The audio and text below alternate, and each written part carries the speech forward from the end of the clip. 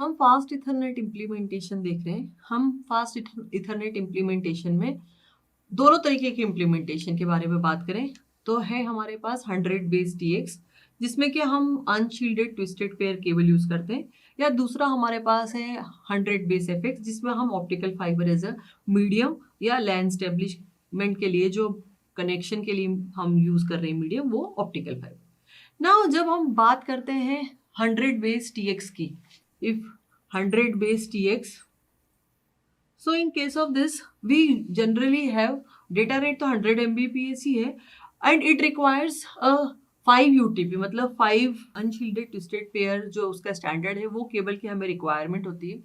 अगर हम बात करें कि अगर हम किसी एक पर्टिकुलर बिल्डिंग या किसी एरिया में हमारे पास अगर ट्विस्टेड पेयर ऑलरेडी अवेलेबल है तो वहाँ पे ऑलरेडी अवेलेबल रहते हैं, अगर हमारे पास लैंडलाइन फोन्स हैं तो वो ऐसी जगह पे जहाँ पे ऑलरेडी आपके ट्विस्टेड पेयर्स जो हैं यूज में आ रहे हैं, जो कि टेलीफोन वायर्स हैं, तो वहाँ पर क्या होगा कि हम ये नए वायर्स और लगाएंगे तो वो कॉस्ट इफेक्टिव नहीं रहता है, क्योंकि इसका जो स्टैंडर्ड है और वो जो ट्विस्टेड पेयर जो हम लगा रहे हैं वो दोनों के स्टैंडर्ड्स क्या है, अलग अलग है।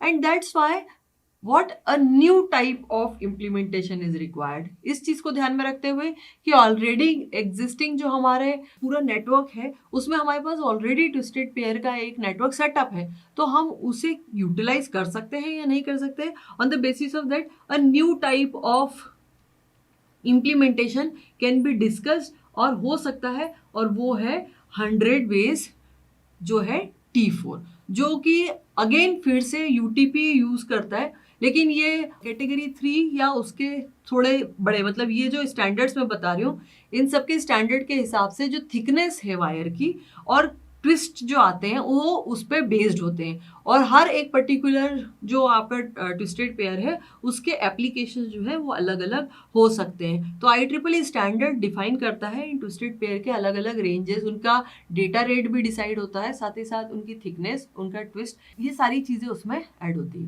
नाउ इफ यहाँ पे हम अगर बात कर रहे हैं 100 बेस T4 की, तो हम ये एक IEEE 3 स्टैंडर्ड जो UTP है उसको यूटिलाइज करेंगे।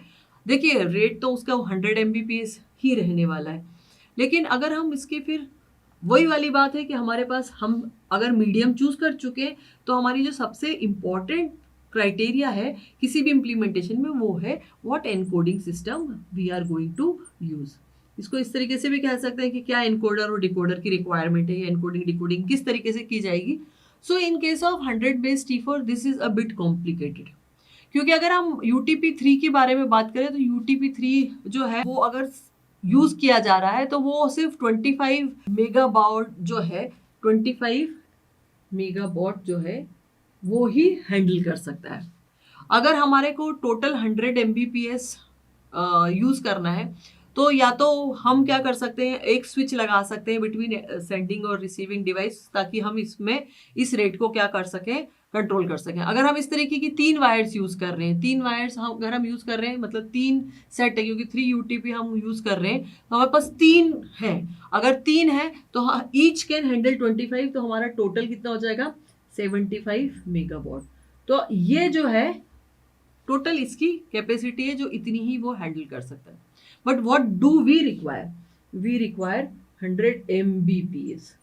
अब ये हम बॉर्ड और बिट का रिप्रेजेंटेशन या बॉर्ड और बिट में डिफरेंस पहले से जानते हैं, हमें बहुत अच्छे से पता है कि बॉर्ड क्या है, बिट क्या है। लेकिन अगर हम इस सिस्टम में, इस एनकोडिंग सिस्टम में या इस पर्टिकुलर सिस्टम में ये चाहते हैं कि 25 क्योंकि हमारे पास 3 सेट UTP हम यूज कर रहे हैं और उससे हम इस 75 जो मेगा बॉर्ड है उसको 100 Mbps में क्या करना चाहते हैं, कन्वर्ट करना चाहते हैं। सो इसीलिए कहा गया है कि ये थोड़ी कॉम्प्लिकेटेड है, क्योंकि we require another type of encoder and which is known as 8B/60।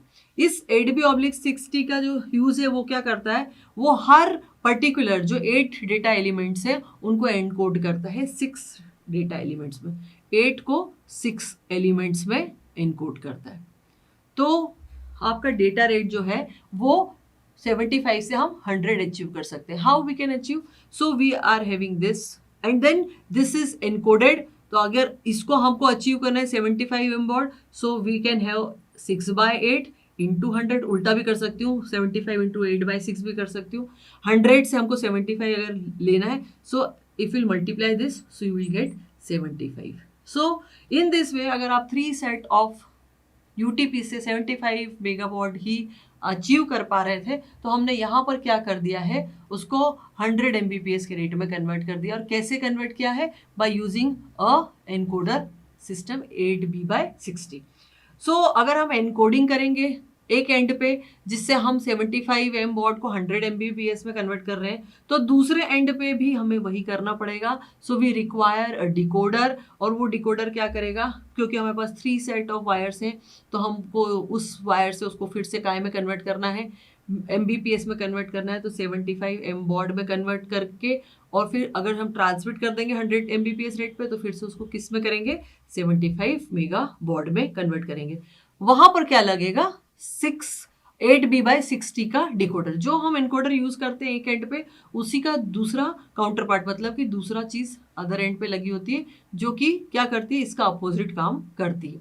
So this is how encoding system, और ये एनकोडर कैन बी यूज. इसमें यहाँ पर 100 बेस T4 में एनकोडिंग और टाइप ऑफ वायर जिसके बारे में हम बात कर चुके हैं, will give you a rate of 100 Mbps which is a fast Ethernet.